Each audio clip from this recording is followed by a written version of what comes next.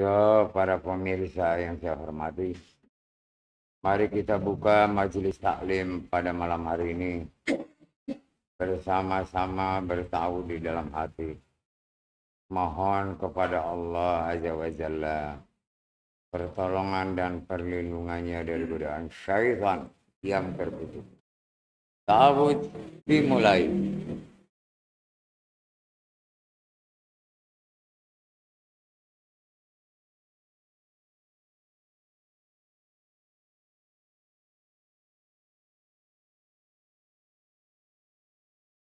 Mari kita jaharkan basmalah. Bismillahirrahmanirrahim. Assalamualaikum warahmatullahi wabarakatuh.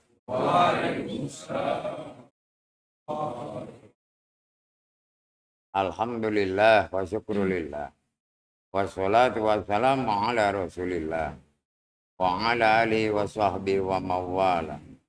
Asyhadu an la ilaha illallah wahdahu la syarika lah. Asyhadu anna Muhammadan abduhu wa rasuluhu la nabiyya ba'da. Allahumma salli ala Muhammad wa ala ali Muhammad. Ma shallaita ala Ibrahim wa ala ali Ibrahim. Wa barik ala Muhammad wa ala ali Muhammad. Ma barakta ala Ibrahim wa ala ali Ibrahim. Fil alamin innaka Hamidum Majid. Amma ba'd. Qala Allah Ta'ala fil Qur'anil Karim. A'udzu billahi minasy syaithanir rajim. Ya ayyuhalladzina amanu taqullaha haqqa tuqatih. Wa la tamutunna illa wa antum muslimun. Shadaqallahul azim. Jamaah taklim dan para pemirsa yang saya hormati. Kita berkumpul datang ke tempat ini juga para pemirsa yang memperhatikan dan mendengarkan semata-mata hanya untuk beribadah kepada Allah Azza wa Jalla. Kita muliakan malam Jumat. Bagaimana Allah telah memuliakannya. Pada barang siapa yang memuliakan, yang Allah muliakan, maka dia akan mendapatkan kemuliaan. Amin ya rabbal alamin. Kita selalu bertemu dan berkumpul. Satu tujuan, yaitu ingin mendapatkan ridhonya Allah. Untuk mendapatkan ridhonya Allah, kita harus meningkatkan iman Islam kita untuk mencapai derajat takwa. Dari itu, mari kita berserah diri kepada Allah. Kita serahkan lahir batin kita sepenuh hati dengan pimpinan, bimbingan, tuntunan dan petunjuknya serta perintahnya. Kita melaksanakan semua apa yang diperintah Allah dan meninggalkan semua yang dilarang Allah, serta mengikuti taat kepada Rasulnya Muhammad bin Abdullah Rasulullah Sallallahu Alaihi Wasallam. Ya Allah ya Rabb, kami mohon maafkan dan ampuni dosa kami. Begitupun maafkan kesalahan dan dosa kedua orang tua kami, baik yang masih ada maupun yang telah tiada.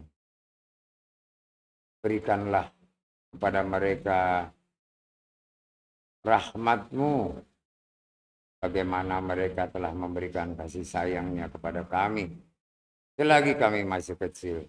Ya Allah ya Rabb, bimbinglah kami selalu supaya tetap di jalan yang lurus dan benar dari sisi-Mu ya Allah. Ya Allah ya Rabb, tidak terasa hari berganti hari, pekan berganti pekan, begitu bulan. Sekarang sudah mendekati bulan Syafar. Perjalanan hidup dan kehidupan manusia di muka bumi ini Semoga kami diberinya oleh-Mu ya Allah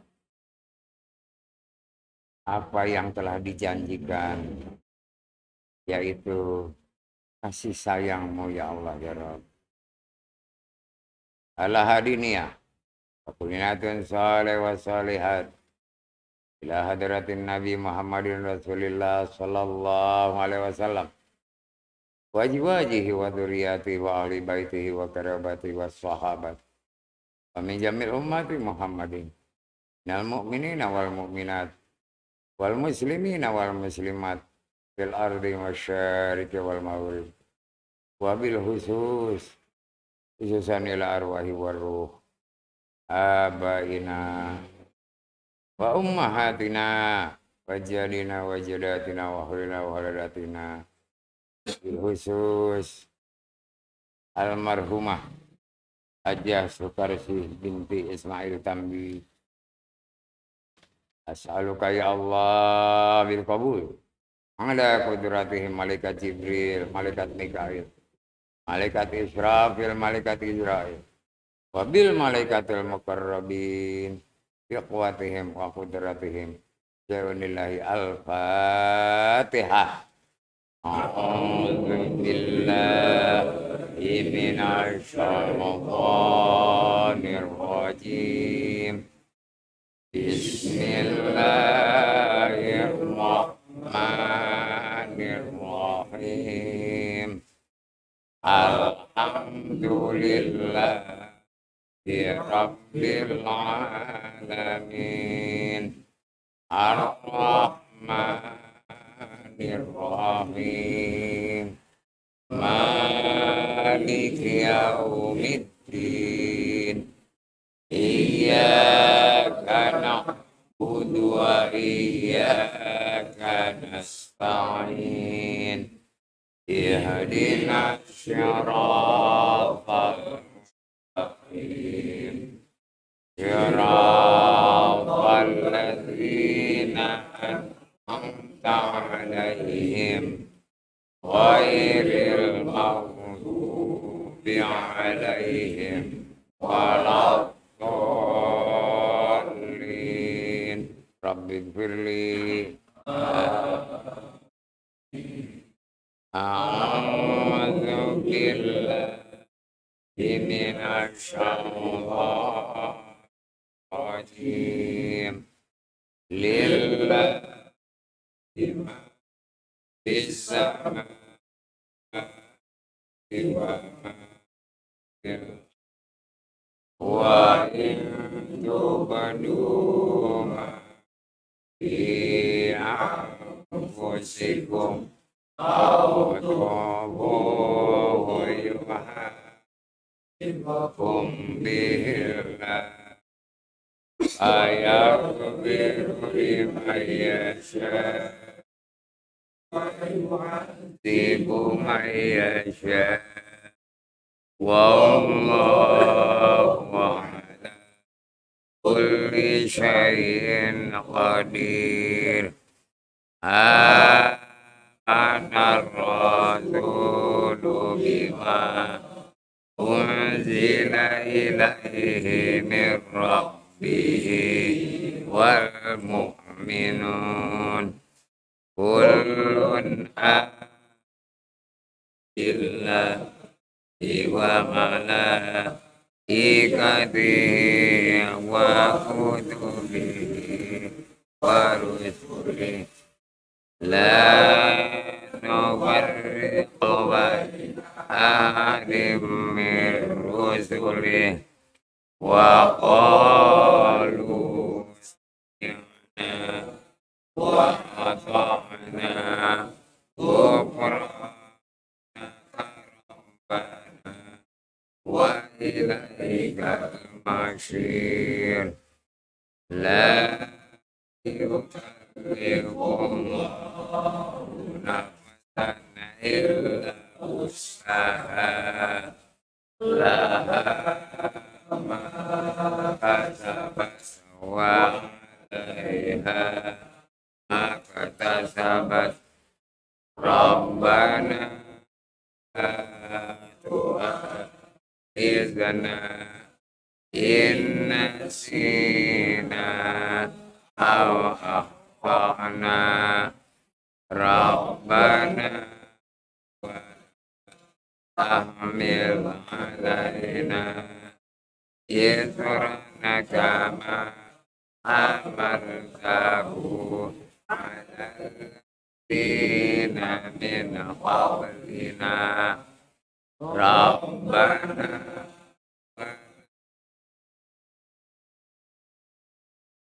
ma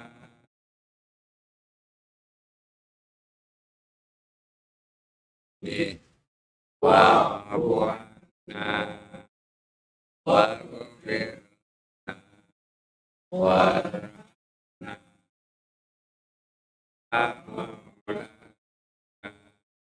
Fasurna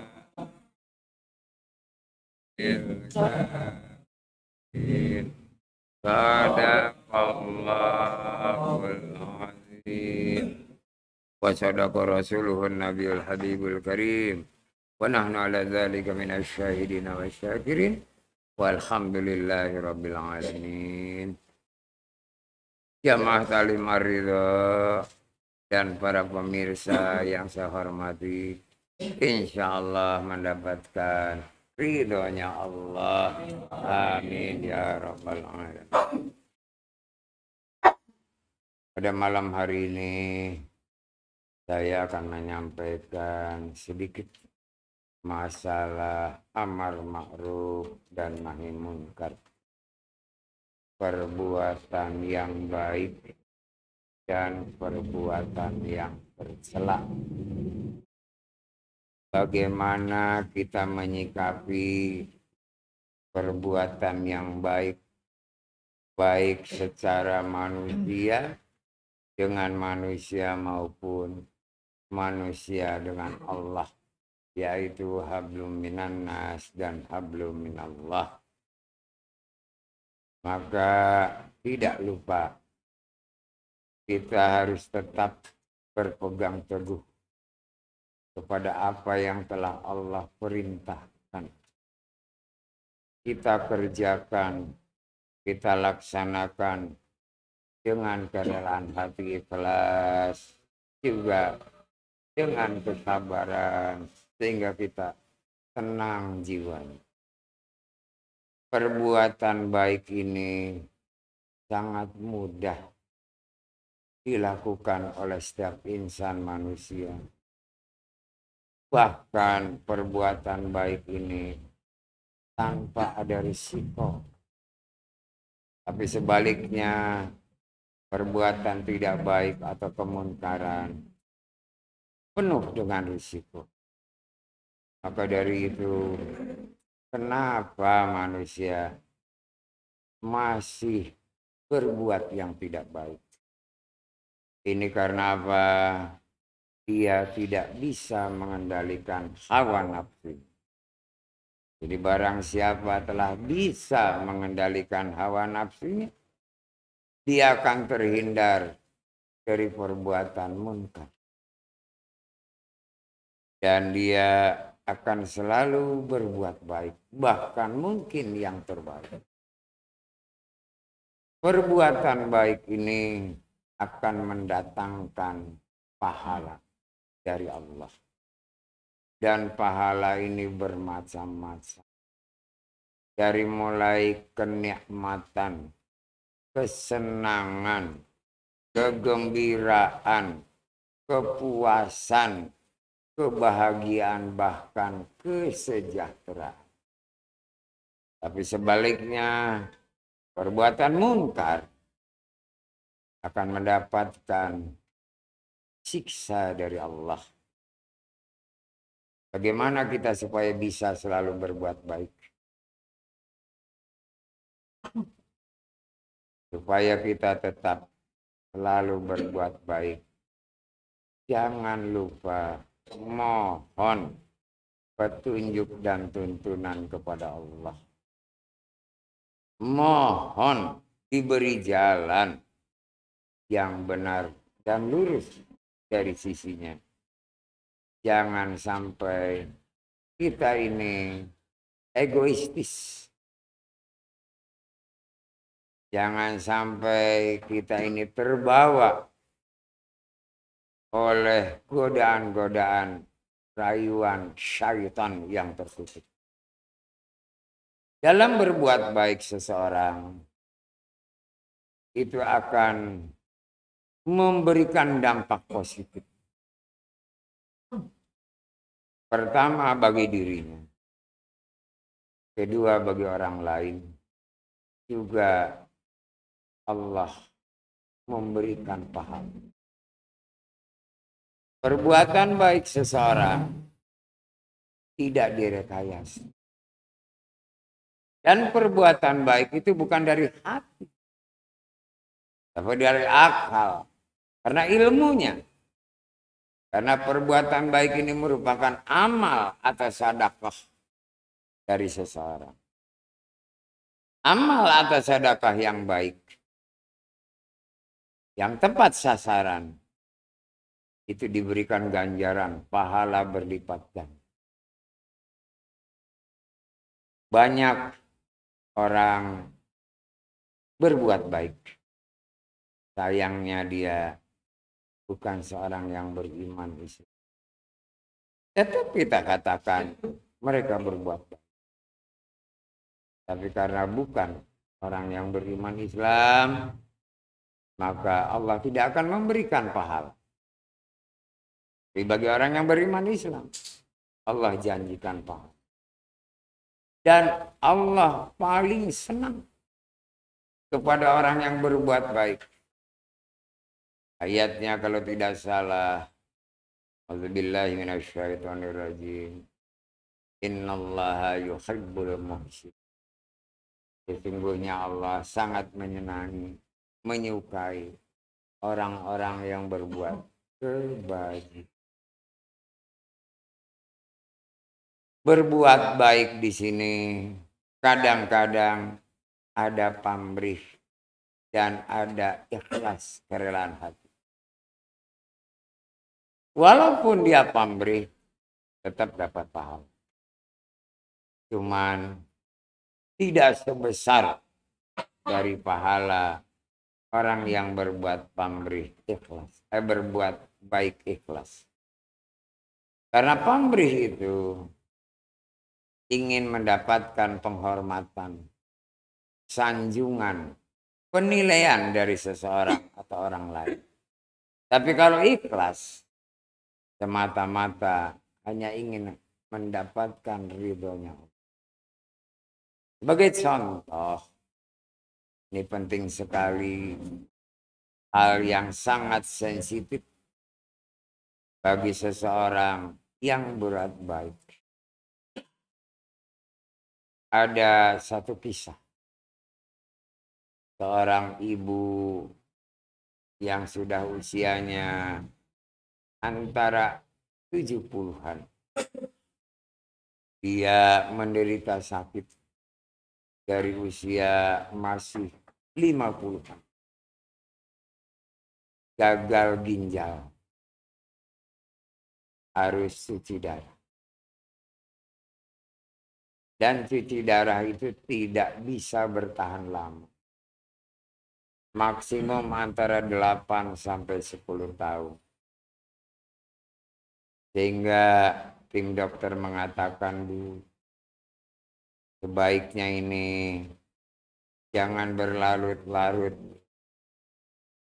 untuk cuci darah.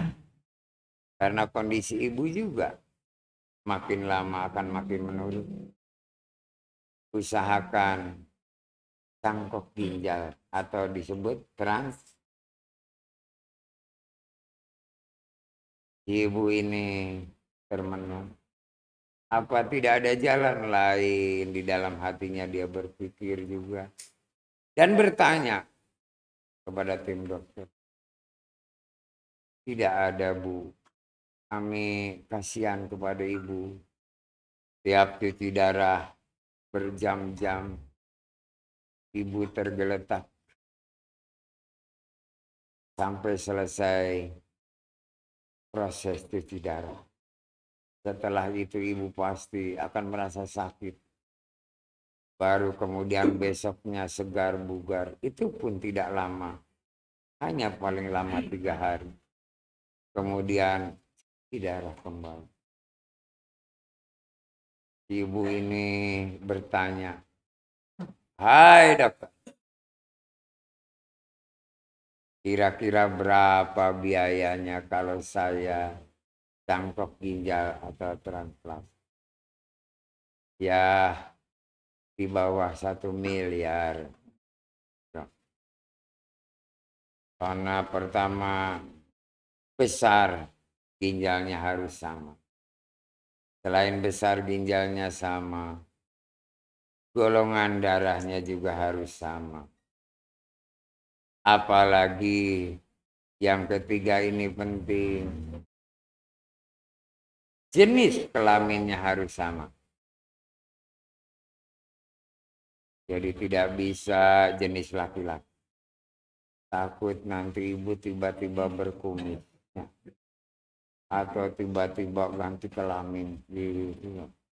Ada yang nyembul. Akhirnya si ibu itu diam. Coba tolong dokter, kalau memang itu yang terbaik,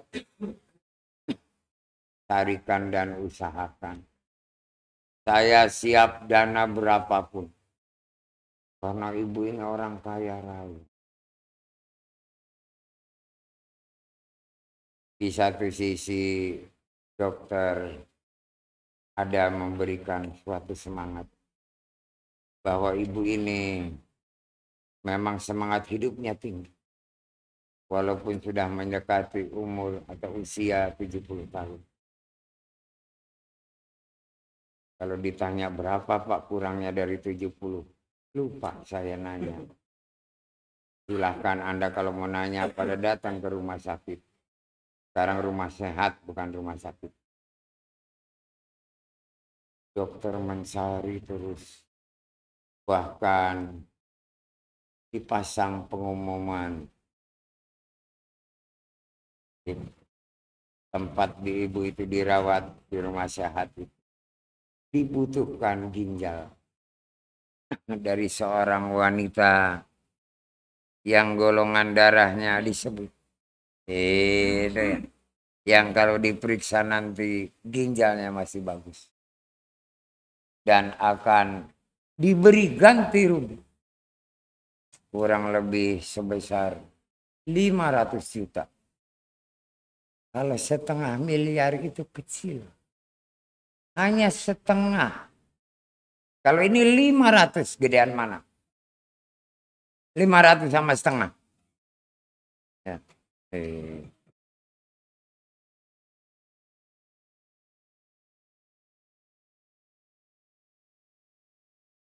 Berhari, berminggu, belum juga ada. Banyak yang daftar. Golongan darahnya sama. Dari perempuan, laki-laki nggak ada yang ikut daftar karena di situ khusus untuk perempuan. Setelah diperiksa, dia tidak sehat. Dia ginjalnya kurang sehat karena sama-sama juga mempunyai penyakit hipertensi atau disebut tekanan darah tinggi.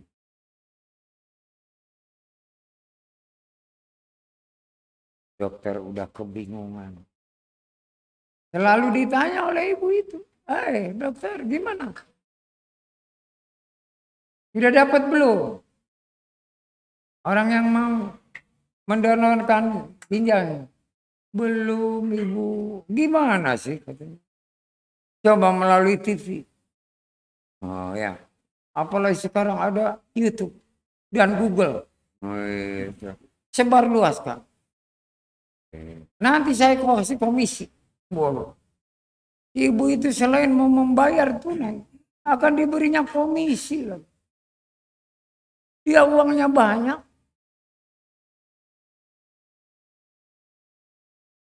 Peninggalan dari suaminya hartanya berlimpah. Di satu tempat yang agak jauh dari rumah sehat itu. Awas jangan bilang rumah sakit ya. Karena tinggal kita di Jakarta. harus bilangnya rumah sehat. Tapi kalau saya ceramahnya di Bekasi atau Depok, rumah sakit. Rumah sehat. Ya. Kita harus mengikuti dong apa yang diinstruksikan gubernur ya. Ada seorang janda dengan 3 anak. Di mana suaminya meninggal karena kecelakaan. Kecelakaan kerja. Dirawat beberapa hari enggak sembuh. Yang akhirnya meninggal. Memang dapat santunan dari perusahaan itu. Tapi tidak bertahan lama. Hanya berbulan, tidak sampai 1 tahun. Anak ini 3 harus dipelihara, dibiayai karena dia udah mulai pada sekolah. Ibu ini bingung. Dia mencari pekerjaan banyak. Ya. Tapi nggak ada yang bayar. Dia itu pengen kerja, ada yang bayar. Ya. Sampai dia mendaftarkan untuk jadi pembantu. Enggak ada juga yang mau menerima. Satu ketika dia terus berjalan dan naik kendaraan umum. Pikirannya kemana-mana, hatinya galau. Di dalam mobil angkot, dia merenung. Orang sebelah menyebelahnya bertanya, "Bu, ada masalah apa? Jangan melamun, ibu mau turun di mana?" Enggak tahu deh. Tak datangnya atau ujungnya dari angkot ini berhenti. Saya tidak ada tujuan, hanya menghibur hati. Dan ibu janda ini orang yang soleha, yang selalu beribadah. Ia tidak menyesali nasib. Ia berserah diri kepada Allah. Bahkan dia sangat bahagia. Ya. Oleh suaminya diberi tanggung jawab 3 anak. Dan tidak diberinya, ditinggali harta. Tapi keimanan. Jangan lupa ibadah. Jangan lupa beramal. Berbuat kebaikan. Dan tinggalkan kemungkaran. Suaminya menasihatkan begitu. Aku rela kalau aku nggak ada wasiatmu. Engkau menikah lagi. Tapi carilah suami yang menjadi imam buat kamu. Yang bisa mengajari anak-anak kita. Ibu ini tidak mau. Sebab tidak ada yang bisa menggantikan posisi dari suaminya. Kalaupun ada menggantikan, orang itu gila. Karena orang itu kalau mau menggantikan harus dikubur dulu ya. Kalau dia udah dikubur, harus dikubur menggantiin ya.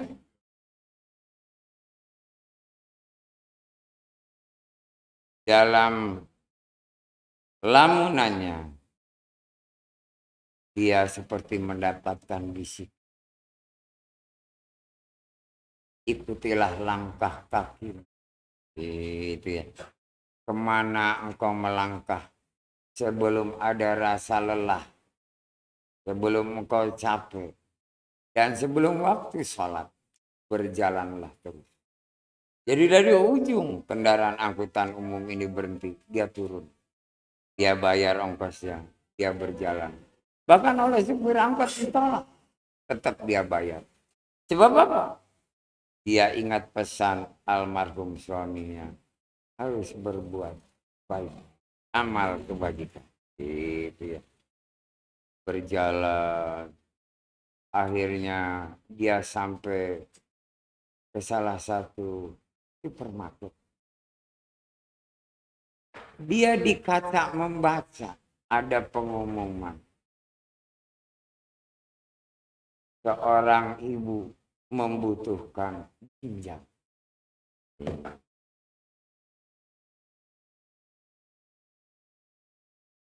Dan ditulis di situ harganya sebagai pengganti.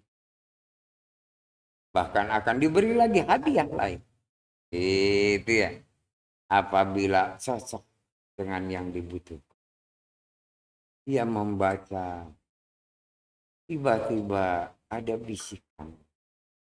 Datangi rumah sakit yang bersangkutan. Itu.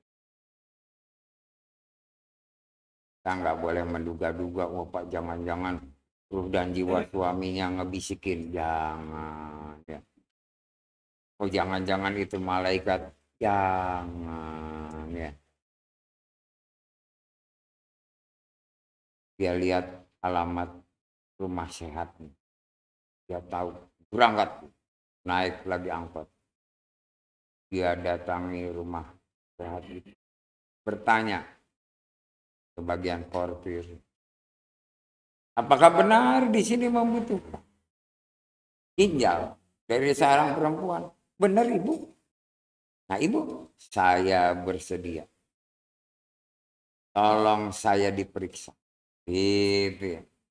Kalau cocok, saya akan berikan sebagai donor.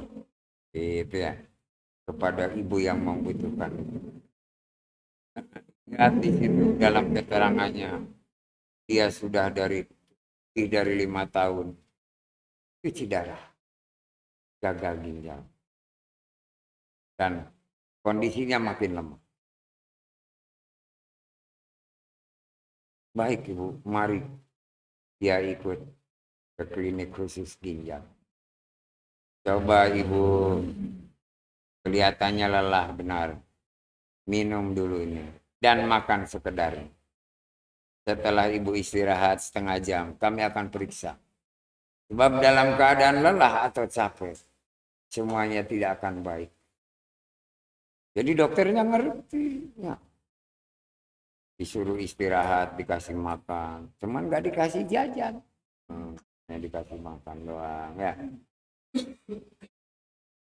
Kalau ada Pak Haji Nandang di situ pasti dikasih jajan. Ya. Karena bohai.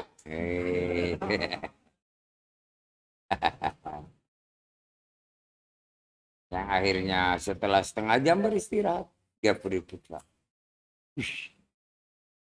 Sehat semua. Hasil labnya bagus semua. Benar-benar bagus. Dan memenuhi syarat. Ibu, sementara Ibu pulang dulu. Tidak akan kami adakan tindakan apapun. Dan dibekali obat, vitamin, serta ongkos oleh dokter yang di situ. Bahkan disuruh diantarkan oleh supirnya kemana dia pulang. Supaya tahu alamat nanti apabila diperlukan. Itu cerita. Dokter ini dokter yang baik hati. Itu. Akhirnya si ibu itu diantarkan pulang. Dia diberi uang untuk kebutuhan hari itu dan besok bisa. Anak-anaknya ada yang baru pulang sekolah, ada yang di rumah. Bertanya, ibu dari mana? Ibu itu tidak bisa menjelaskan ke anaknya. Karena kalau dijelaskan dari mulai dia melangkahkan kaki dari rumah sampai masuk ke rumah sehat, diperiksa dan segala macam, dikasih makan, dijajan, dikasih jajan. Lama cerita. Takut nanti anaknya ngikutin seperti itu ya. Udahlah nak, alhamdulillah ini ada rezeki. Bisa untuk 2-3 hari. Dari mana Bu? Ada orang ngasih hadiah. Seorang dokter. Waduh, ibu kenal dengan dokter? Biarin deh. Tanya ya. Pengganti papa saya nanti dokter. Gitu. Anaknya senang kalau punya papanya dokter ya. Tadinya papanya seorang guru, kerja kasar. Tapi walaupun pekerja kasar, dia imannya kuat, Islamnya benar. Hingga anak orang soleh. Tapi ajal di tangan Allah. Oh, ya. Saatnya dia dipanggil, syariatnya karena kecelakaan. Ibu dia merenung. Nah, ada apa Bu? Kamu dengarkan, ibu mau memberikan keterangan dan kamu harus memberikan jawaban. Dikumpulkan anaknya. Dia bercerita tentang seorang ibu tua yang membutuhkan donor ginjal. Dan si ibu ini ingin membantu orang tua itu untuk dia terlepas dari cuci darah. Dan walaupun dengan ginjal satu, tetap akan bisa bertahan sehat asal dijaga makanan dan pola makannya, hidup dan kehidupannya. Gitu ya.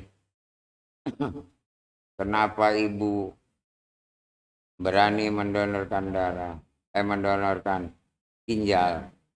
Ibu ingin membesarkan kamu, ingin kamu jadi anak-anak yang soleh dan soleha, yang bisa berbakti kepada orang tua, menjadi orang yang terhormat.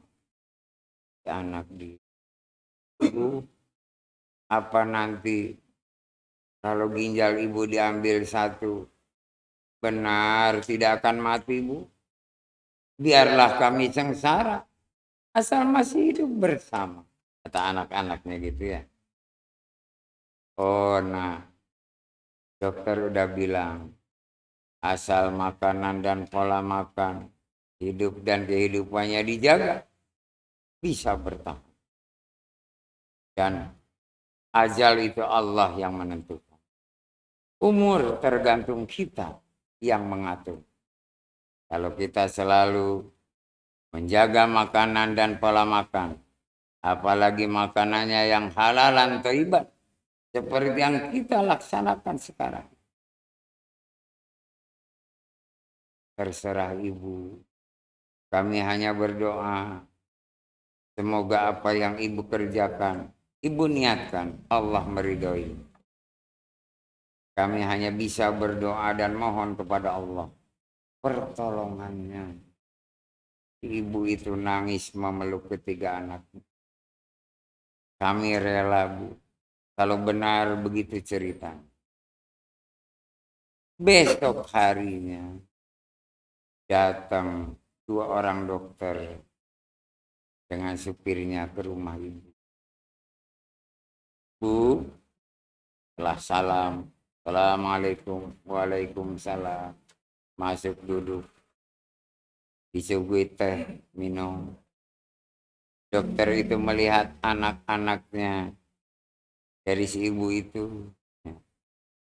Hatinya tersentuh. Akalnya jalan. Walaupun bagaimana, apabila nanti gagal, itu ya, si ibu ini akan menderita penyakit. Kata 2 dokter itu, aku sanggup membiayai ketiga anak. Jadi dokternya ini sudah punya niat berbuat baik amar ma'ruf. Ibu besok akan kami jemput ke rumah sakit. Dan kebetulan ibu tua itu udah selesai cuci darah. Dan dia besok dalam keadaan sehat. Sehingga kalau dia adakan operasi pencakokan ginjal, bisa berhasil di atas 50%. Baik katanya. Saya besok siap untuk dijemput. Malamnya ibu itu membaca Al-Quran. Berapa surah dia hatamkan membaca. Kemudian dia sholat malam.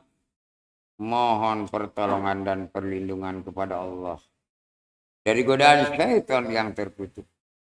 Dan minta ditunjukkan jalan yang lurus dan benar dari sisi.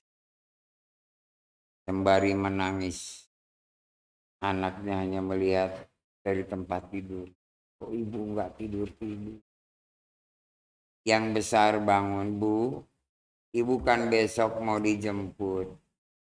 Dan ibu istirahat. Kalau nanti diperiksa ibu kurang sehat. Tidak mungkin ibu akan bisa mendonorkan ginjal. Oh iya nak. Si ibu itu langsung buka mukenanya. Tapi nggak buka baju ya. Mukena doang. Awas hati-hati, jangan terus berpikir. Berarti dia ke dapur. Minum teh manis panas dan makan sedikit. Terus tidur. Waktu subuh bangun sholat subuh. Setelah sholat subuh dia duduk dengan anak-anaknya sarapan. Dan anaknya yang 2 sekolah, yang 1 di rumah. Nak, kamu berani sendirian di rumah? Berani, bukan udah biasa. Katanya gitu ya. Yang belum sekolah ini berani sendiri. Kenapa? Ditempa keimanannya oleh ayah. Jangan kau takut kepada apapun. Kepada siapapun. Takutlah hanya kepada Allah. Gitu ya. Jadi walaupun masih kecil berani. Tutup aja pintu. Dan kalau ada tamu siapa, lihat dulu. Dari hordeng dilihat. Kalau kenal dibuka, kalau nggak kenal. Benar kira-kira jam 7:30 datang mobil. Menjemput.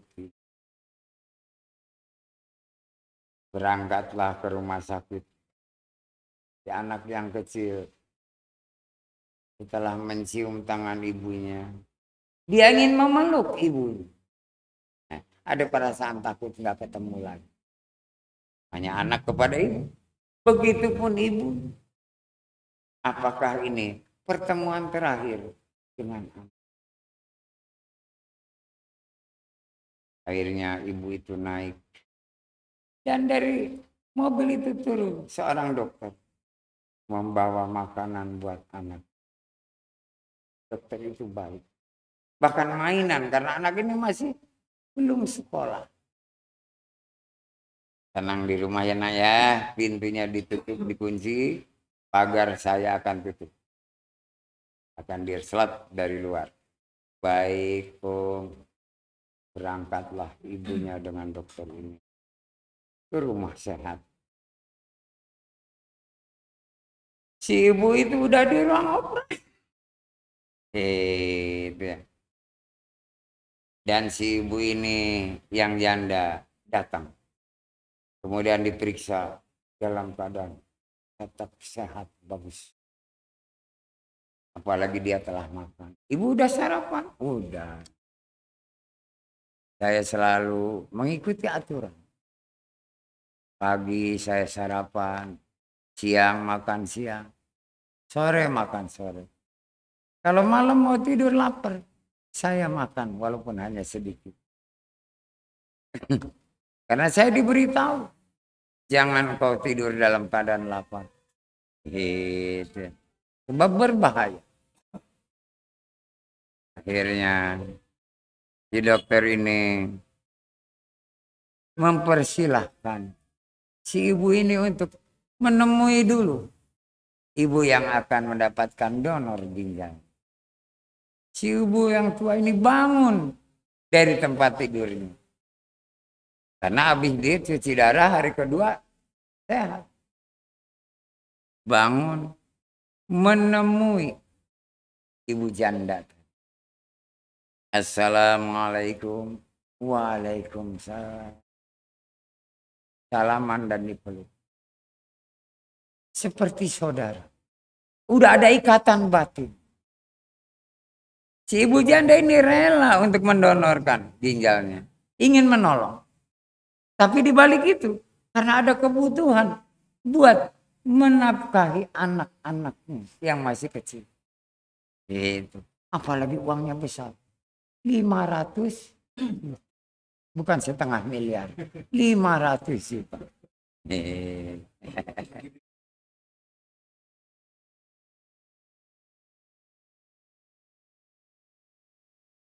Setelah berpelukan lama, tiba-tiba ibu tua ini melepas pelukan. Dek, mari. Duduklah di sini dulu. Duduk di sofa. Di ruang rawat. Para dokternya masih nunggu. Ya. Jadi mau bareng nanti di operasinya. Ini dioperasi dibuka untuk diambil ginjalnya. Yang luar, yang nggak berfungsi mau diambil, dibuang, diganti ambil. Sini duduk, ayo kita ngobrol. Engkau sudah aku anggap saudara kandungku. Atau kalau mau engkau aku anggap adik.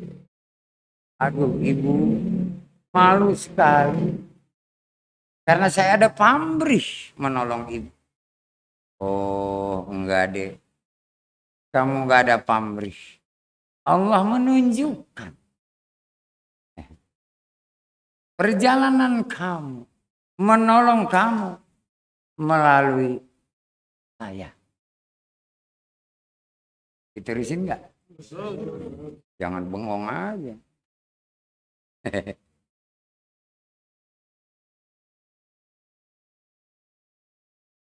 Duduk deh, itu makan kuenya. Aduh maaf ibu, saya itu nggak boleh memakan terigu. Kecuali guru telenti. Oh ya, karena saya kalau makan terigu, bukan apa-apa. Nanti ketagihan. Oh ya, sana enak. Gitu. Dan kue-kue dari terigu itu mahal. Kamu bisa aja deh. Jadi mohon maaf bu, ini aja deh. Ya, ada kue lapis. Ya maaf. Itu kopi itu. Alhamdulillah katanya. Kebetulan saya belum ngopi. Jadi sembari makan kue lapis. Ibu tuh ngelihat. Ibu tua itu. Ke wajah janda ini. Dia menolongku. Dia mengorbankan ginjal. Aku selamat. Bagaimana? Apakah dia nanti selamat? Dengan ginjal satu. Hanya mengejar uang 500 juta. Kan gitu dalam hatinya. Alangkah naifnya aku.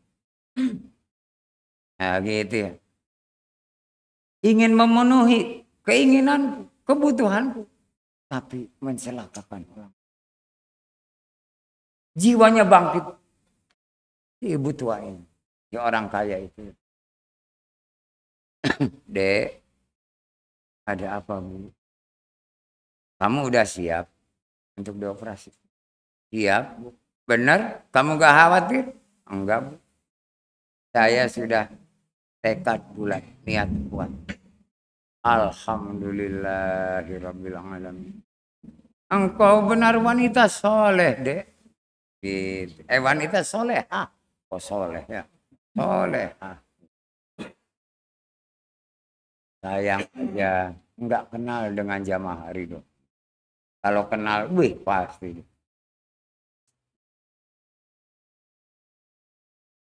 Umur belum begitu tua. Masih 30 tahun lebih. Kalau zaman dulu itu ada bas. Bas betot. Ya. Bunyinya masih nyaring. Kalau sekarang kan gitar elektrik ya. Kalau dulu, waduh bas betot. Ya para pemirsa bas betot tahu kan? Tiba-tiba ibu tua itu bangun. Langsung berdiri di hadapan janda itu. Dek bangun dek. Ada apa? Dipeluknya sembari menangis ibu tua. Dek, saya sangat berterima kasih atas kesediaanmu memberikan ginjalmu buat saya. Enggak apa-apa Ibu, itu udah niat saya. Baiklah. Kebaikanmu saya terima. Dan ini uang 500 juta buat kamu. Kan belum diambil Bu ginjal saya. Ambillah uang ini. Kamu nggak perlu memberikan ginjalmu buat aku. Wah, wanita tua soleh. Aku berserah diri kepada Allah. Walaupun aku diganti ginjalnya dengan ginjalmu. Kalau memang ajal sampai, tidak ada yang bisa menolong. Jadi bagaimana Bu? Ambil uang ini untuk biaya hidup. Pertahankan kedudukanmu. Berusaha dengan uang ini. Bengong. Si janda muda ini. Ini nggak salah Bu. Tidak. Aku yakin. Dengan perbuatanmu. Allah akan menolong kamu dan aku. Karena amar ma'ruf sama-sama. Oh ya. Ibu gimana? Ambil. Dan kamu pulang. Pakai taksi. Jangan sampai diantar dokter lagi. Nanti dokter pada bingung. Nanti pada minta. Ya, komisi. Jangan.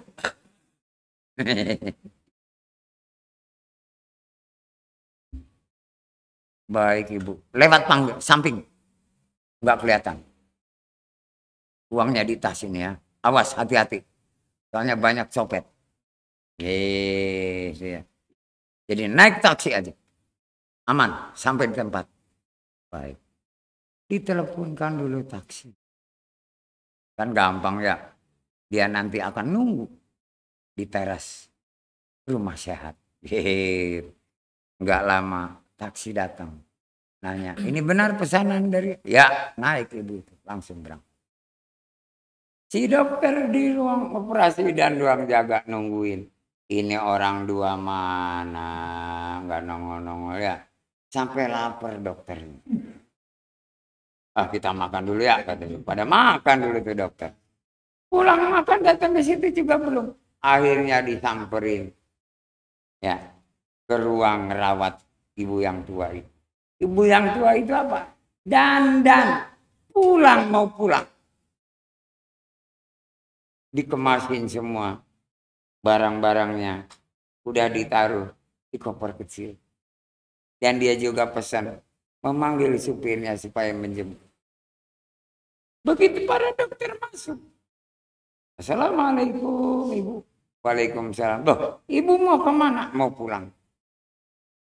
Tolong ini uang, selesaikan administrasi saya. Nanti kalau kurang, minta lagi. Kalau lebih, ambil buat kalian ke dokter. Orang kaya. Ya. Lah, si ibu yang tadi udah saya suruh pulang. Jadi, batal. Nggak jadi. Gitu ya. Waduh Bu, udah. Itu kerugiannya. Kelebihan dari pembayaranku. Hanya berapa hari di sini. Nah, ambil buat kalian. Seneng. Orang ditinggalin 100 juta. Ya. Paling bayarnya 2 hari itu berapa lah? Dibagi 2 dokter. Ya, senang ya. Satu dokter dapat hampir 40 juta lebih. Gitu ya. Waduh, ini bagaimana? Terus dia ingat dokter yang 2 ini. Karena tahu si janda itu kan. Mas, apa? Kita dapat uang 40 juta lebih. Berdua. Bagaimana kalau kita bagi 2 lagi? Setengah dari Mas, setengah dari saya, kata dokternya. Kita kumpulkan berdua, kita antarkan, kita kasih ke anak yatim. Oh itu ya. Oh bagus. Ini dengan adanya ibu itu, kita dapat uang. Hanya cuma-cuma. Tapi kita harus berbuat baik. Kita bagi 2. Jadi yang satu dapat 40 lebih, 20 lebih dikeluarkan. Jadi terkumpul 45 juta dari 2 orang gitu. Gitu ya. Sisanya kan 20-20 mereka. Siapa? Udah suruh aja katanya supir nganterin di amplop. Gitu ya. Malu kalau dokternya ke sana. Gitu ya. Cuman bisa ngasih segitu. Jadi supir dari rumah sehat ini, dari dokter itu yang tahu rumahnya si ibu itu. Suruh nganterin duit 45 juta. Panggil supir itu. Pak supir sini. Kamu tahu kan ibu yang tadi ini? Oh tahu Pak. Ah, anterin uang ini di amplop. Kamu jangan macam-macam dengan uang ini. Ini uang anak yatim. Nih, kamu saya kasih 2 juta. Wah, senang supir. Nah, nganterin amplop aja dapat 2 juta. Apalagi nganterin karung. Nah, amplop aja 2 juta. Kalau karung berapa juta? Supir itu langsung berangkat. Ibu itu udah ada di dalam. Uang di tas itu udah ditaruh. Tiba-tiba datang supir. Supir rumah sakit, ada apa lagi ya? Gitu ya. Assalamualaikum. Waalaikumsalam. Bu, ini ada titipan dari Pak Dokter buat ibu. Titipan apa? Udah pokoknya buat ibu. Ini di sini. Enggak, saya pergi. Langsung supirnya pergi. Enggak mau tahu persoalan. Yang penting udah dapat 2 juta. Ya. Dibuka amplop. Isinya 45 juta. Jadi dia mendapatkan 545 juta. 545. Tuh ya. Kode itu. Tapi bukan kode togel. Udah dilarang.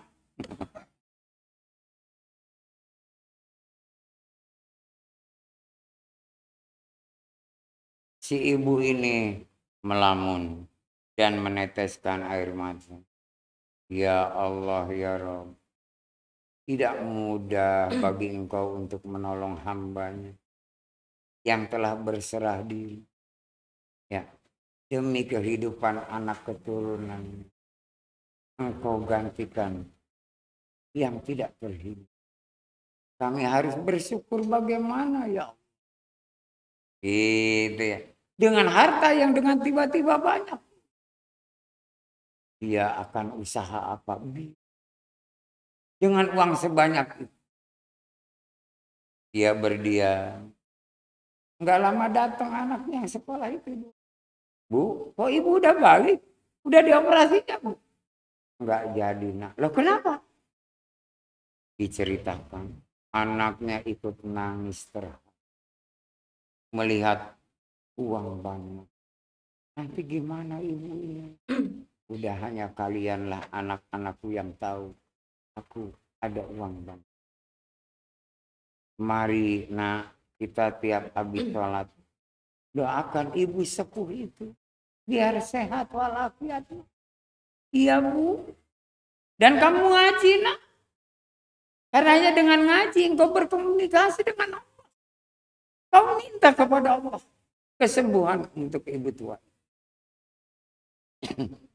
Anak ini semuanya mengikuti setiap habis maghrib sampai waktu isya bertiga-tiga ngaji sesuai dengan apa yang dia telah katakan. Begitupun ibunya membaca Al-Quran sembari bermohon kepada Allah Azza wa Jalla. Sebab tidak ada daya dan upaya manusia kecuali ridhomu ya Allah. Itu.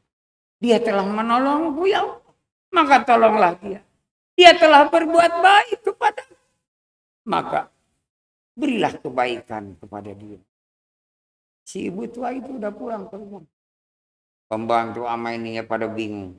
Bu, enggak, udah dicangkok ginjalnya. Enggak. Ya terus gimana? Enggak apa-apa. Enggak apa. Dan ibu tua ini juga termasuk orang soleh. Dia tidak lepas dari air berwudu. Dia selalu awal waktu kalau ibadah sholat. Dan dia selalu membaca Al-Quran. Terus biasanya hari ketiga dia sudah merasa demam dan malas dan lemas. Tidak ada hari ketiga. Begitupun hari keempat. Dia terus. Jadi nyambung antara anak-anak si janda dengan janda ini. Dengan ibu itu terus bermunajat kepada Allah Azza wa Jalla, memohon pertolongan dan perlindungan. Begitupun kebaikan dari penyakit ini. Seminggu kemudian, ibu ini merasa heran sendiri. Aku nggak merasakan apa-apa ya. Gitu ya. Dan aku nggak ada rasa sakit apa. Hanya ada rasa lapar dan ngantuk. Nggak ada demam. Sampai 10 hari. Dokter yang membandel dia di rumah sakit, di rumah sehat itu udah gelisah. Waduh, si ibu ini kok belum datang? Udah 10 hari. Jangan-jangan udah tinggal nama. Kan gitu ya. Tiba-tiba hari berikutnya, pagi hari jam 9, ibu itu diantar oleh supir dan pembantunya datang ke rumah saya untuk ngecek kesehatan. Itu ya. Minum dulu. Kopi. Hehehe.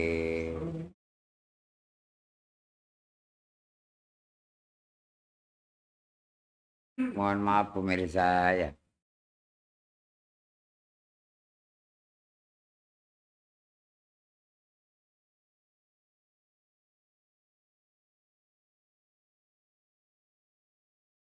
Begitu masuk semua kaget pegawai rumah sakit.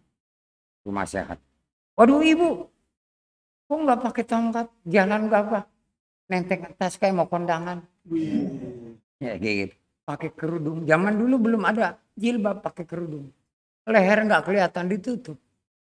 Jadi kalau pakai kerudung leher masih kelihatan, aurat masih kelihatan. Walaupun udah keriput, tetap itu aurat, harus ditutup. Yang akhirnya masuk diperiksa ke klinik ginjal. Tensi bagus. Denyut jantung bagus. Bu, ibu minum obat? Gak minum air biasa. Gitu. Terus ibu ada keluhan? Enggak ada. Periksa lab. Ditungguin, keluar hasilnya. Semua bagus. HB-nya bagus. Kadar gulanya bagus. Kolesterolnya bagus. Negatif, ya. Semua kreatin juga bagus. Bu, ini aneh sekali. Oh, semuanya bagus. Ya, apa adanya, emang saya ngapain? Mari Bu, kami mau periksa oleh tim dokter. Masuk si ibu kurangan periksa. Diperiksa oleh para ahli sini. Benar semuanya bagus. Silahkan ibu duduk.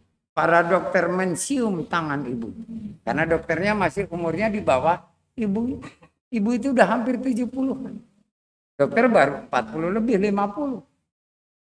Cium tangan. Ada apa kalian ini? Bu, tolong Bu. Apa yang ibu lakukan? Ibu nggak jadi cangkok ginjal. Bahkan orang itu katanya ya nggak ada, pulang.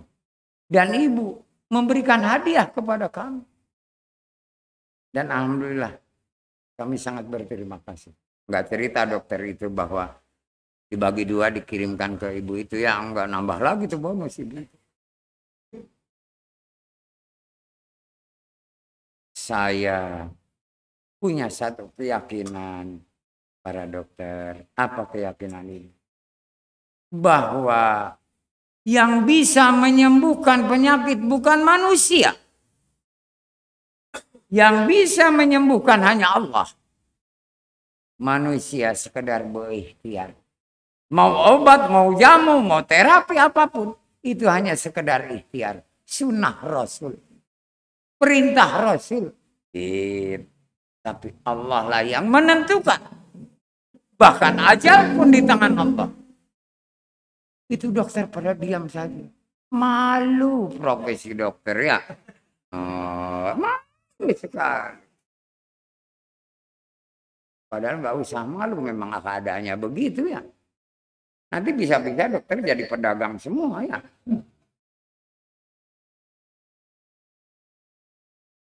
ibu benar-benar sehat. Jangan lupa dok, ibadah. Dan baca Al-Quran. Dan selalu jaga kesucian. Selalu bersuci. Punya air wudhu. Kalaupun kita mati di mana saja dalam keadaan suci. Itu nasihatin ibu tua. Pada dokter pada nunduk. Karena memang dia merasa lebih muda daripada ibu. Aduh ibu, terima kasih banyak. Dok, berserah dirilah kepada Allah.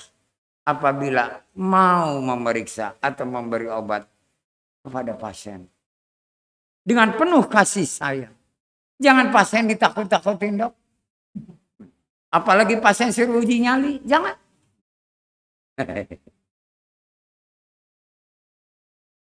Baik ibu. Dan aku. Kalau dibolehkan. Aku ini udah haja. Aku pengen umroh. Tapi karena ada ketentuan. Tidak boleh di atas 65 tahun berangkat umroh. Kalau kalian mau umroh, dokter yang dua itu, aku beri ongkos, kamu umroh. Bengong si dokter ini. Ya. Benar ibu, benar. Kamu mau nggak umroh? Mau. Oh jawabnya. Yang satu mau. Gitu. Yang satu mau. Gitu. Nah, dia buka tas. Nih aku kasih. Engkau 50 juta. Engkau 50 juta. Urus sendiri berangkat umrah. Terima kasih banyak. Keluar lagi uang. 100 juta. Jadi dia udah mengeluarkan 700 juta itu. Dalam waktu 10 hari ya. Pertama ngasih ke Ibu Jana. Kedua kali 100. Hanya dipotong beberapa juta. Dan ketiga kalinya. Dia mengeluarkan 50.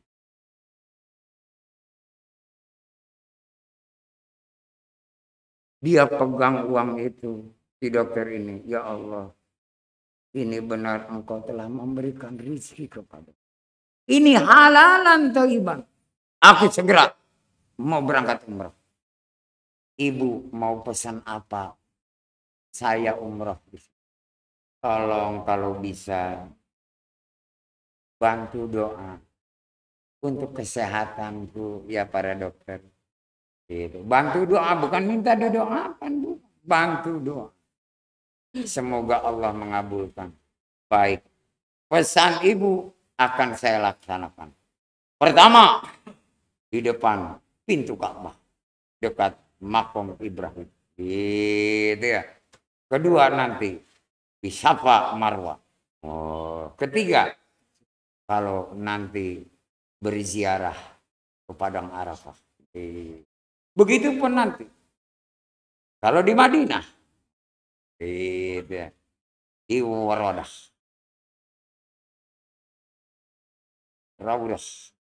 Waraudah. Di dekat makam Rasulullah. Baiklah. Saya permisi pulangnya dok. Gitu. Ibu perlu vitamin? Enggak usah. Udah ada vitamin dari dokter. Tumbuh-tumbuhan dan buah-buah. Itu. Sesuai dengan kesukaanku. Tapi yang tidak mengganggu ginjal. Oh, karena aku udah buka buku-buku pelajaran. Yang mengganggu ginjal itu apa? Yang berkadar gula tinggi. Oh ya, jadi buah-buahan yang berkadar gula tinggi. Dia tidak makan. Yang bagaimana bu tahunya? Aku pernah baca buku. Yang bijinya pipih. Ya, itu nggak boleh. Tapi yang bulat kayak bijinya dokter boleh.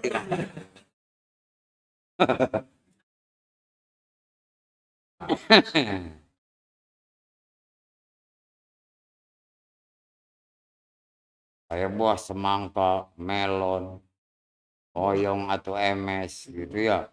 Labu parang enggak boleh karena dia bijinya pipih. Oh ya. Udah pada ngerti sama jamaah hari dok, tapi masih melanggar juga. Gimana mau diterima doanya? Karena dirinya sudah nggak suci lagi. darah daging. Ya, karena sudah munafik.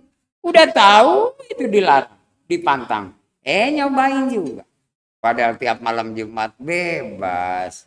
Asal ikut taklim dan mendengarkan, melihat. Itu ya pemirsa yang boleh. Tapi jangan banyak-banyak. Sekedar mencicipi seminggu sekali. Akhirnya ibu itu pulang diiring oleh dokter. Kantongnya medet ya. 50 juta seorang. Bayangin aja. Para perawat sama dokter yang lain ngelihat. Wih, ibu itu sehat. Kayak mau kondangan katanya ya. Berkerudung. Terus diantar sampai dibukakan pintu. Mobilnya dia duduk ibu itu. Assalamualaikum, waalaikumsalam. Dokter yang dua itu bersalaman dengan dokter yang satunya lagi. Alhamdulillah kita telah dapat nasihat dari seorang wanita tua yang sudah hampir-hampir saja akan operasi ginjal.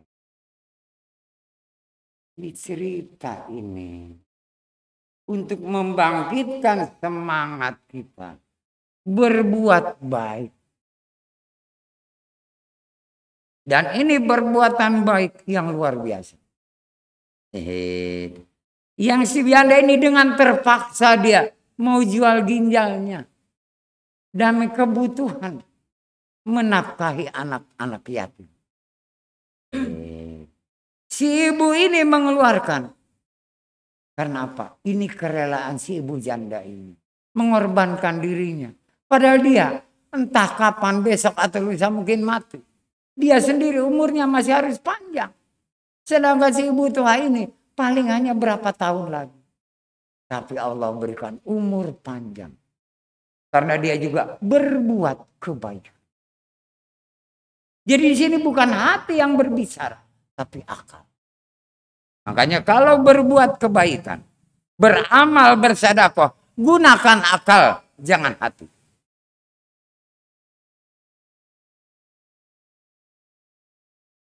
Karena pasti kalau menggunakan akal akan tepat sasaran. Dan jangan berangan-angan mau berbuat baik, mau berhayal dahulu, mau ini, mau ini. Padahal uang belum dipegang.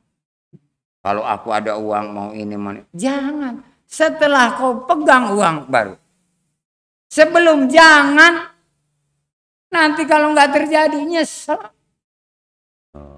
Nyesel luar biasa. Kemudian dari hal tersebut banyak sekali hikmah yang kita ambil. Pertama sekali kebaikan dari si ibu yang tua. Dia juga janda, tapi udah tua. Siapa yang mau? Nggak ada yang mau kecuali orang yang matanya bereng.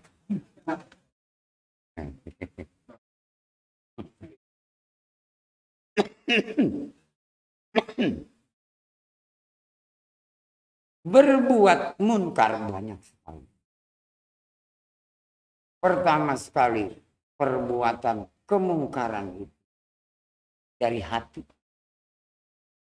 Karena kebencian. Karena buruk sangka. Karena mengiyakan fitnah. 3 hal ini yang paling berbahaya. Karena kebencian, karena buruk sangka, dan mengiyakan fitnah. Dan itu semuanya bisikan syaitan. Maka supaya kita tidak berbuat munkar, kezaliman, selalu jaga kesucian, baik lahir maupun batin. Jangan tinggal wudhu. Baca kitab suci. Dan kemudian jangan tinggalkan ibadah. Terutama sholat yang 5 waktu. Ditambah yang terakhir, jaga lisanmu. Jangan dengan ucapanmu membuat orang sakit hati. Tapi yang harus bisa menggembirakan minimal. Apalagi membahagiakan. Dengan ucapan kemudian kita juga memberi. Dia bahagia. Ucapan saja menyenangkan. Apalagi dengan pemberian berupa amal. Membantu kesulitan orang. Jangan biarkan seseorang susah, merana. Padahal kita mampu untuk menolongnya. Banyak sekali sebetulnya perbuatan amar ma'ruf, berbuat baik. Dan orang yang selalu berbuat baik dengan kerelaan hati ikhlas. Dengan ketenangan jiwa sobat. Allah sangat menyukai. Sukanya Allah, senangnya Allah. Kita akan diberinya pahala berlipat ganda. Dan itu yang disebut membelanjakan rezekinya di jalan Allah. Razaqnahum yunfiqun. Dan amal-amal kebaikan sedekah. Jangan kau ingat-ingat. Apabila sudah. Tapi keburukan yang kau pernah perbuat. Ingat. Jangan sampai terulang kembali. Karena itu akan menghalangi ridhonya Allah. Segeralah bertobat, mohon ampunan kepada Allah. Tidak mengulangi lagi perbuatan itu. Memperbaiki. Meninggalkan keburukan-keburukan. Insya Allah hidup kita akan tenang. Mati pun tenang. Tenang. Dan insya Allah husnul khatimah. Ini yang menjadi cita-cita semua orang yang mengaku dirinya beriman Islam. Husnul khatimah. Bukan su'ul khatimah. Husnul khatimah. Dalam berbuat kebaikan. Jangan kita mengikuti kata hati. Sebab di situ bisa terpeleset, tergelincir. Karena bisa saja kebaikan kita disalahgunakan. Tapi kalau dengan akal, penuh pertimbangan, akan membawakan manfaat yang besar. Dan meninggalkan mudarat. Jadi orang yang berbuat baik, dengan akal yang menjadi dasar, dia akan bisa menghindari nahi munkar. Akan terhindar dari perbuatan kemungkaran. Berbuat zalim, aniaya terhadap orang lain.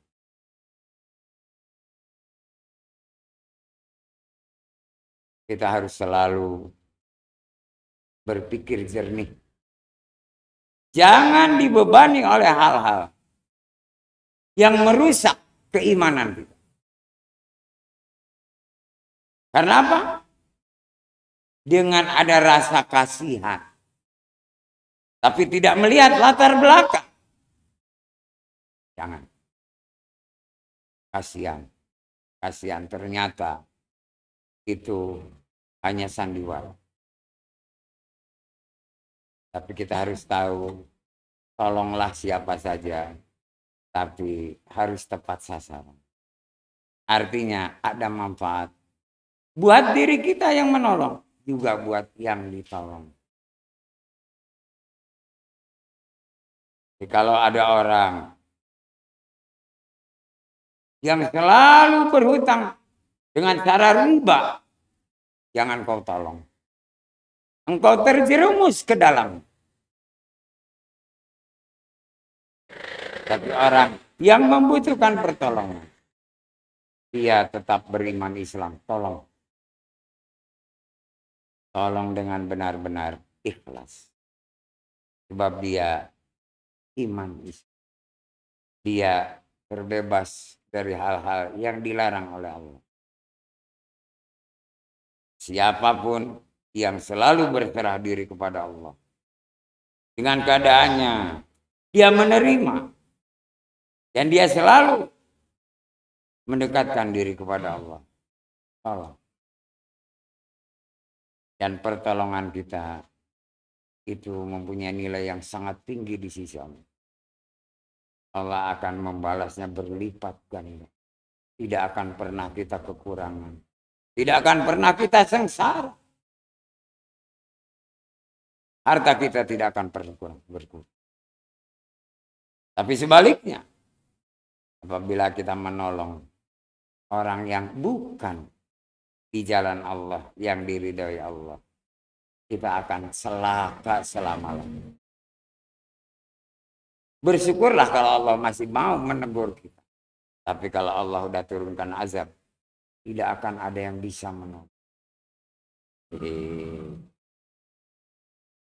Jadi saya mohon kepada jamaah, tetaplah berbuat amar ma'ruf dan nahi munkar sesuai dengan kemampuan masing-masing.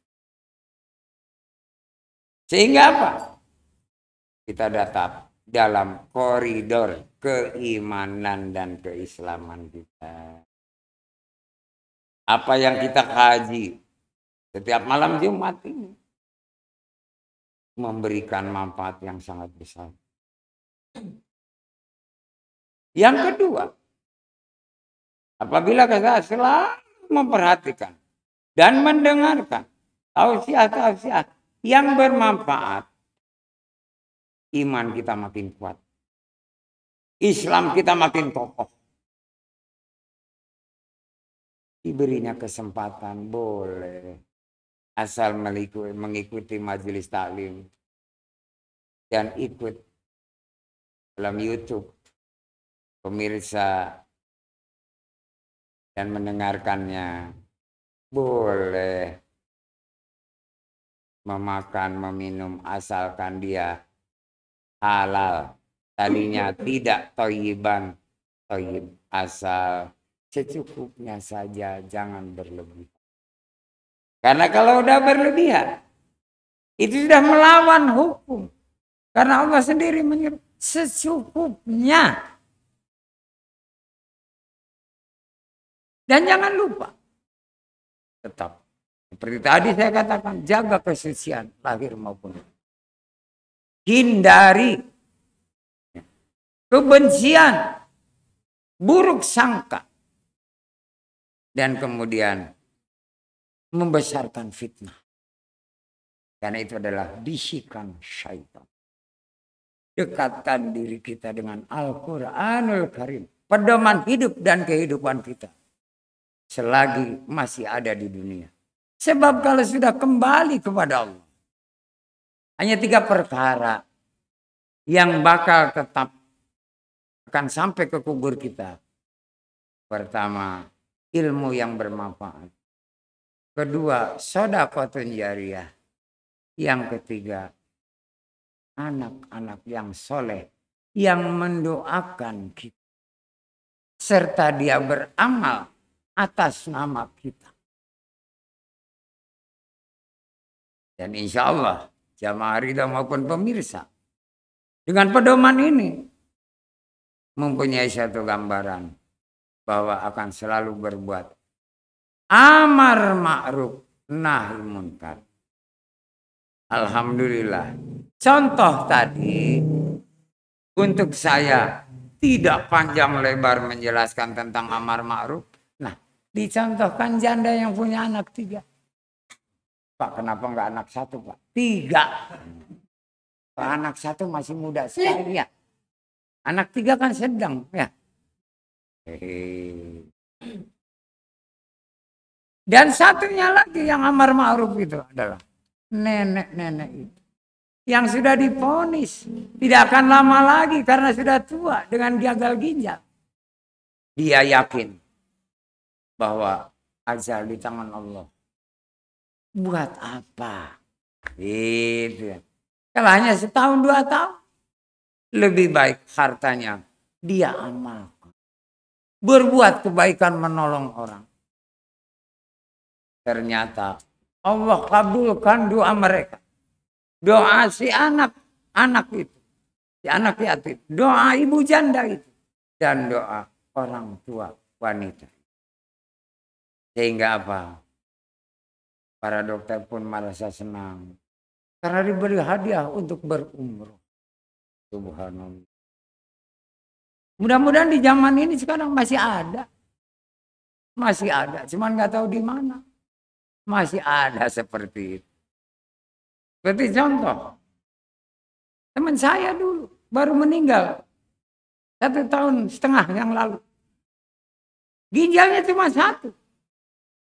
Tahun 75 diangkat.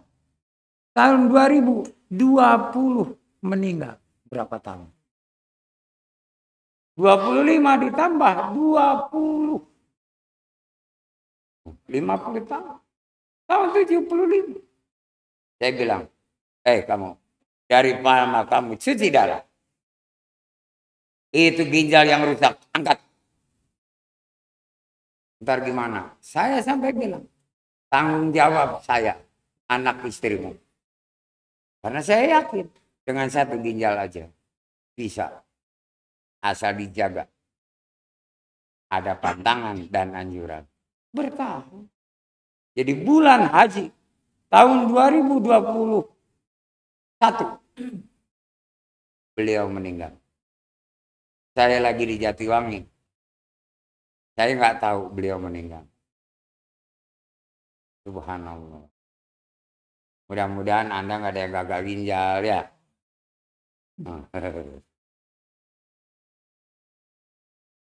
Nah di sini penting. Karena apa? Kadang-kadang kita untuk berbuat baik itu banyak alasan. Pertama ada rasa sayang. Kemudian pilih. Ini berbahaya. Buang rasa sayang itu. Karena engkau telah disayangi oleh Allah. Engkau tidak bisa menyayangi dirimu sendiri. Apalagi hartamu. Itu harta semuanya rezeki dari Allah. Keluarkan di jalan Allah. Allah akan mengganti berlipat ganda. Sengaja saya enggak menyatakan. Siapa yang mau bertanya? Enggak. Nah, karena apa? Enggak nyambung. Kasihan para pemirsa enggak dengar. Seperti kemarin. Jangan kau contoh Rasulullah. Ya. Maksudnya apa? Menahan lapar sampai pakai batu. Zaman sekarang enggak. Ngapain lapar pakai batu di pinggangnya? Apalagi yang kedua ini bahaya. Mencontoh Rasul. Nikah 8 istri. Jangan. Kamu nggak bisa adil. Kemarin kan keadilan. Sekarang amar ma'ruf.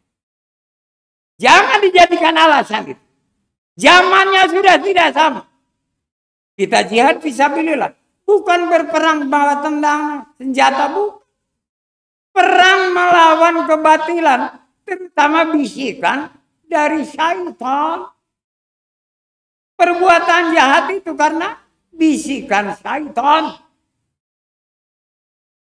Kalau kita bisa mengendalikan hawa nafsu, syaitan nggak akan bisa membisik-bisikan. Kuatkan iman Islam kita.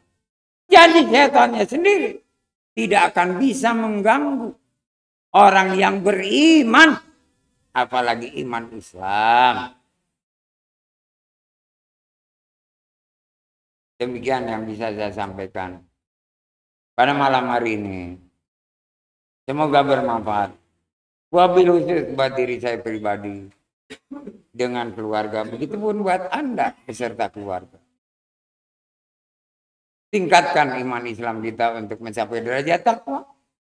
Semoga Allah ridha. Yang benar semuanya dari Allah. Yang salah dari diri saya pribadi. Mohon ampunan kepada Allah Azza wa Jalla. Dan maaf kepada yang hadir. Wabillahi taufiq wal hidayah. Wassalamualaikum warahmatullahi wabarakatuh.